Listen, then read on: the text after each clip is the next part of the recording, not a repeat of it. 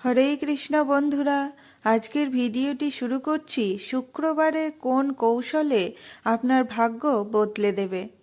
বদ নজর তাড়াতে সন্ধ্যায় 6টি কর্পূর জ্বালিয়ে বাড়িতে কাজু বাদাম লাগান। স্বামী স্ত্রীর মধ্যে ভালোবাসা বৃদ্ধির জন্য টানা 7টি শুক্রবার বিবাহিত মহিলাকে বিয়ের জিনিসপত্র দান করুন। আপনার ভাগ্য উজ্জ্বল করতে প্রতি শুক্রবার সকালে পিঁপড়াদের ভাত এবং চিনির মিশ্রণ খাওয়ান।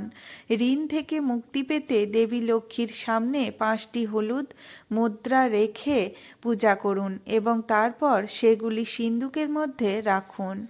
সম্পদ বৃদ্ধির জন্য শুক্রবার দেবী লক্ষ্মীর উদ্দেশ্যে ক্ষীর নিবেদন করুন, পরে রোগীদের স্বস্তি হবে। ভিডিওটি যদি আপনাদের ভালো লাগে অবশ্যই সাবস্ক্রাইব করে দেবেন, একটু সাথে ও পাশে থাকবেন। রাধে রাধে।